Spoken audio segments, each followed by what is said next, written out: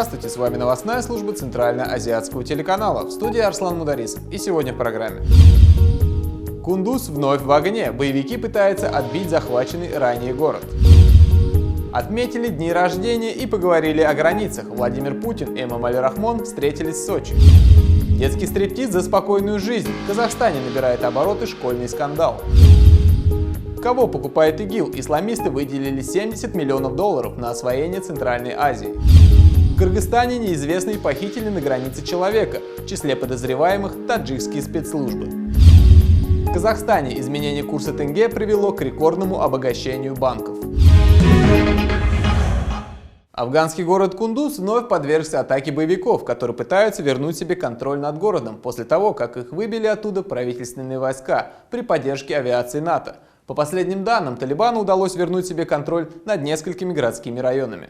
По свидетельству очевидцев, сейчас жизнь в городе парализована. На улицах слышны выстрелы. Из города в очередной раз произошел исход беженцев. Более 6000 семей покинули город. Остальные остались без подвоза продовольствия в осажденном Кундузе. Между тем, США признала, что именно американская авиация нанесла ошибочный авиаудар по госпиталю «Врачей без границ», что привело к десяткам раненым и 22 убитым. Командующий американскими войсками в Афганистане генерал Джон Кэмпбелл пояснил, что США оказывали непосредственную авиационную поддержку афганским войскам, а больница была обстреляна по ошибке. Также Джон Кэмпбелл посетовал, что пока еще афганские войска слишком слабы, чтобы противостоять талибам, и США лучше пока не покидать Афганистан. Генерал предложил не выводить американские войска, продлив их пребывание в этом регионе. Так может быть, некими силами была допущена сдача Кундуза как раз ради вот этого заявления? Тем более, что город был сдан после того, как Кабул не оказал ему вовремя помощи. Прими Ашраф Гани иное решение, и, возможно, город бы устоял. Неоднозначную версию рассмотрел эксперт по Афганистану, вышедший на связь с нами из Германии, Азиз Арианфар. Что касается пребывания американских войск на территории Афганистана, я думаю, что для этого не требуются какие-то специальные намеренные причины. У американцев с афганцами есть договор, на основании которого они могут остаться на территории Афганистана сколько они хотят, сколько это требуется.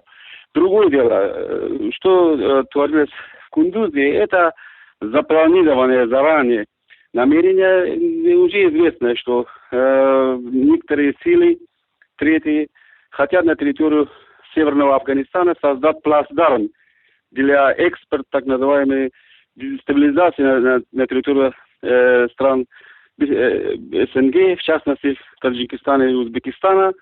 Здесь замешаны региональные силы, в частности Саудовская Аравия и Катар, которые миллиардами финансируют. Все знают, что многие реакционные силы типа Талибан, Аль-Каида.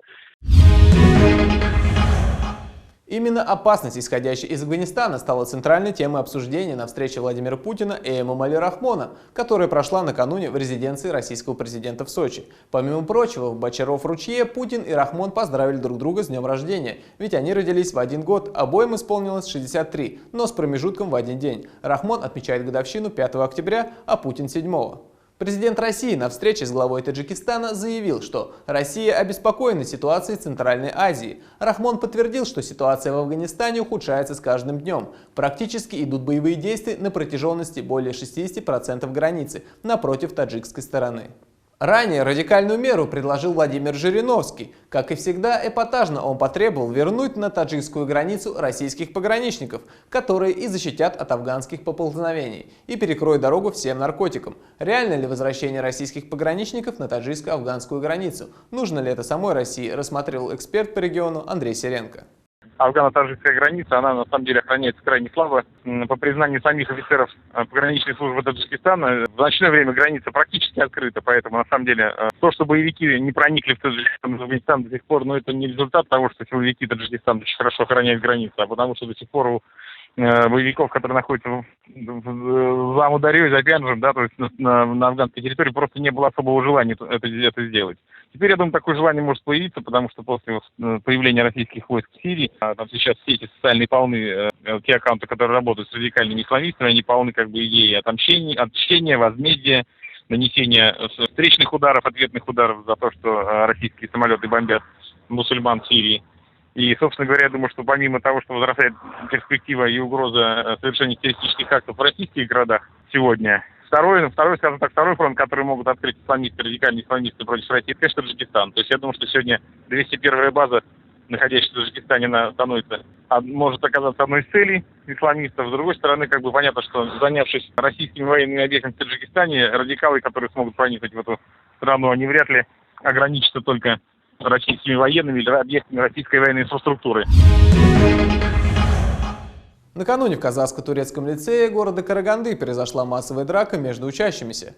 Родители написали заявление в полицию, и тут появились скандальные подробности причины конфликта. Оказалось, что старшеклассники избивают младших учеников, а чтобы такого не происходило, предлагают детям станцевать стриптиз за неделю спокойной жизни. Родители семиклассников, прознав не только об избиениях, но и о сомнительном предложении старшеклассников, написали заявление в полицию.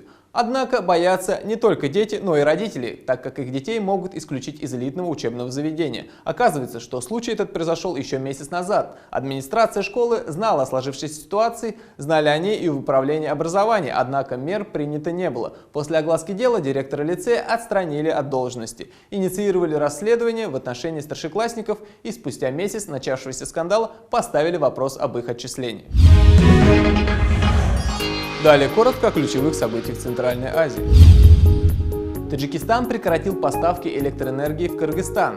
Причина – осеннее падение притока воды в реке Вахш. Нынешний ее уровень позволяет обеспечить светом даже собственное население Таджикистану лишь на 9 часов. В Казахстане осудили двух братьев, которые воевали на стороне Аль-Каиды на Ближнем Востоке. Приговором суда братья были признаны виновными, каждого из них осудили на 6 лет с конфискацией имущества. В Кыргызстан и Таджикистан через месяц приедет труппа легендарного лондонского театра «Глобус», в котором играл сам великий драматург Уильям Шекспир. Британцы привезут в Азию Гамлета. Мировое турне пьесы классика мировой литературы проходит в честь 450-летия со дня рождения автора. Молодежные сборные Таджикистана и Узбекистана по футболу вышли в финальную стадию чемпионата Азии 2016 года. Всего в финальную часть вышло 16 команд, которым предстоит разыграть звание чемпиона Азии. В Туркмении ожидается аномально жаркая осень. Столбики термометров уже в ближайшие дни могут достигнуть 41 градуса. Наследный принц африканского государства Ганы женится на кыргызской девушке.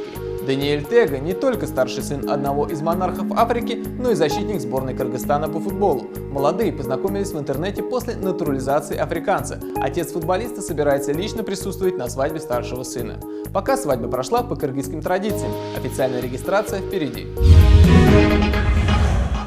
70 миллионов долларов выделено исламским государством для расширения деятельности на территории Афганистана. Такие данные приводит Таджикистанский центр стратегических исследований при президенте. Эксперты опасаются, что в условиях кризиса симпатии к исламистам будут куплены у обнищавшего населения. В Душанбе прошла конференция «Национальные интересы и политика безопасности государств Центральной Азии в условиях геополитических перемен». В ходе дискуссии таджикские политологи выразили озабоченность выделением исламистами немалых средств, которые позволят купить доверие местного безработного населения. В условиях кризиса и продолжения войны в Афганистане тысячи простых людей могут за вознаграждение присоединиться к боевикам ИГИЛ и выполнять указания эмиров. Главный вывод таджикских политологов – необходимость все большей интеграции стран региона. Выделение средств ИГИЛам уже давно не секрет, поэтому вопрос скорее к тому, о каком еще большем союзничестве таджикские политологи говорят. Неужели ОДКБ недостаточно или власти Таджикистана нацелены на что-то большее? Мнение эксперта Андрея Серенко. Речь идет о вступлении Таджикистана в таможенный, а затем Евразийский экономический союз. Я думаю, что это вопрос решенный. Просто сегодня обе стороны, и Москва, и Душанбе, ищут подходящего повода озвучить это.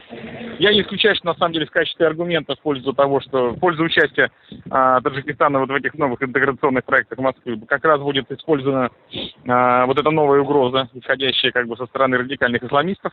Угроза, еще раз повторюсь, достаточно обоснованная. И то, что сейчас теперь эту опасность могут использовать как еще один аргумент в работе с общественным мнением внутри республики для обоснования необходимости включения в российский интеграционный проект, я думаю, это факт. Поэтому мне кажется, что совершенно не исключаю, что уже до конца года будет озвучено вот это согласие президента Рахмона о вступлении в таможенный союз. Потому что, я думаю, что это произойдет после завершения вот этой вакханалии вокруг ПИФ, потому что, скажем так, не самое подходящее. Я думаю, что все-таки Путин предпочтет, чтобы Таджикистан вступил в таможенный союз без вот этого скандала, связанного с репрессиями вокруг партии Исламского Возрождения. Я уверен, что эти репрессии на самом деле напрямую связаны с вот этим проектом интеграционным. И я думаю, что в Москве не хотят видеть в едином интеграционном пространстве страну, в которой официально действует исламская политическая партия. Поэтому, как только вот этот процесс над активистами и лидерами ПИС будет завершен, и, скажем так, ситуация в этом смысле либо разрядится, либо будет заменена какой-то другой информационной сверхдоминантой, вроде очередного обострения там на границе с Таджикистаном и Афганистаном. После этого, я думаю, что Рахмон или его представители заявят о вступлении Таджикистана в таможенный союз и, соответственно, в новый интеграционный проект России. На юге Киргизии неизвестными лицами в приграничном районе был похищен кыргызстанец, которого затем вывезли в Таджикистан. Тревогу забили его односельчане, которые собрались на импровизированный мини-митинг и потребовали расследования. Примерно 10 дней назад неизвестные похитили отца 3 детей и увезли в сторону Таджикистана. По словам брата похищенного, некий человек приехал к его брату и попросил отвезти граждан Таджикистана до города Ош. Согласившись на это предложение, похищенный отправился в качестве таксиста. Позже его автомобиль был обнаружен брошенным. Как отмечает сайт Турмуш, есть версия, что кыргызстанца могли вывести сотрудники спецслужб Таджикистана, и якобы он был вывезен за то, что вербовал граждан для участия в военных действиях на территории Сирии.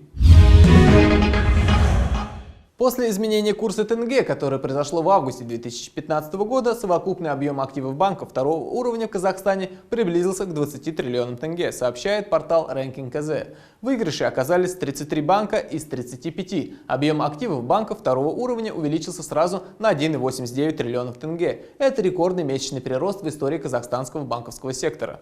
При этом наибольшее увеличение активов произошло в банках-триллионеров. В рейтинге они заняли первые 6 мест из 10. К примеру, активы Казкоммерцбанка выросли сразу на 436,5 миллиарда тенге, до 4 триллионов. Банк впервые оказался в плюсе за последние 5 месяцев. Удельный вес банка на рынке достиг 29% против 27% в июле 2015 года. Также позитивная динамика прослеживается в Народном банке, который увеличил активы на 426,9 миллиарда тенге, до 3,1 триллиона.